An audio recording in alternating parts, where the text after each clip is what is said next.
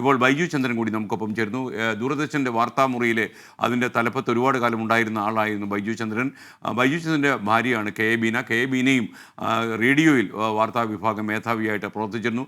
അതുകൊണ്ട് തന്നെ ബൈജു ചന്ദ്രന് രാമചന്ദ്രൻ ചേട്ടനുമായിട്ട് നല്ല കുടുംബപരമായിട്ട് തന്നെ അടുപ്പമുള്ള, വ്യക്തിപരമായി ഒരു ടെലിവിഷൻ പ്രക്ഷേപകൻ എന്നുള്ള നിലയിലും അടുപ്പമുണ്ടായിരുന്നു. ബൈജു, ഈ വിയോഗത്തെ ബൈജു എങ്ങനെയാണ് കാണുന്നത്? വാസ്തവത്തിൽ ഞാൻ വളരെയധികം ദുഃഖമുണ്ട്. നമുക്കറിയാലോ, നമ്മളൊക്കെ അദ്ദേഹമായിട്ട് വളരെയധികം അടുത്ത് ബന്ധപ്പെട്ട ആളുകളാണല്ലോ. അപ്പോൾ മാത്രമല്ല, ഒരു കാലഘട്ടത്തിൽ അദ്ദേഹത്തിന്റെ ശബ്ദവും അദ്ദേഹത്തിന്റെ വാർത്താവതരണവും ഒക്കെ കേട്ട് വളർന്നവരാണ് നമ്മളല്ലേ. അപ്പൊ അതുകൊണ്ട് നമുക്കുണ്ടാകുന്ന ഒരു ഹൃദയബന്ധമുണ്ട്. പിന്നെ നമ്മുടെ രണ്ടുപേരുടെ കാര്യം പറയുന്നത്. അപ്പോ അത് വാസ്തവത്തിൽ ഒരു കാലഘട്ടം അങ്ങ് ഫെയ്ഡ് ഔട്ട് ചെയ്യണം, അതങ്ങ് ഇല്ലാതാവുകയാണെന്ന് രാമചന്ദ്രൻ സാർ പോകുന്നതോടുകൂടി. കാര്യം അങ്ങനെ ഒരു വാർത്ത ഒരുപാട് പേര് അനുകരിച്ചിട്ടുണ്ടെങ്കിലും ഒരിക്കലും വിജയിക്കാൻ പറ്റാത്ത ഒരു വാർത്തയാണ്. അത് അദ്ദേഹത്തിന് മാത്രം കഴിയുന്ന ഒരു അവതരണ ശൈലിയായിരുന്നു.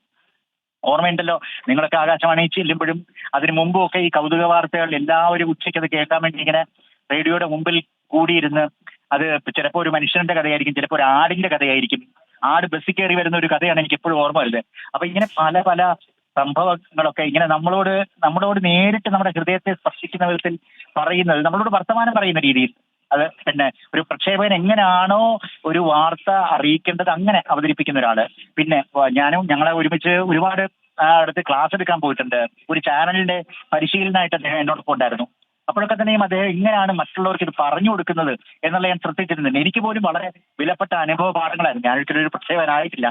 പക്ഷെ പോലും നമ്മുടെ വാക്കുകൾ ഉച്ചരിക്കുന്നത്, വാചകങ്ങൾ തമ്മിൽ കോർത്തിണക്കുന്നത്, ഓരോന്നിനും സ്ട്രെസ് കൊടുക്കുന്നത്, ഇതൊക്കെ അദ്ദേഹം ഒരു കാലഘട്ടത്തില് രാമചന്ദ്രൻ, വാർത്തകൾ വായിക്കുന്ന രാമചന്ദ്രൻ എന്നുള്ളത് ഒരു പ്രതീകമായിട്ട് നിൽക്കുന്ന ഒരു കാലഘട്ടത്തിന്റെ പ്രതീകമാണ്. അപ്പൊ ഇതാണ് എനിക്ക് പ്രധാനമായിട്ടും പറയാനുള്ളത്.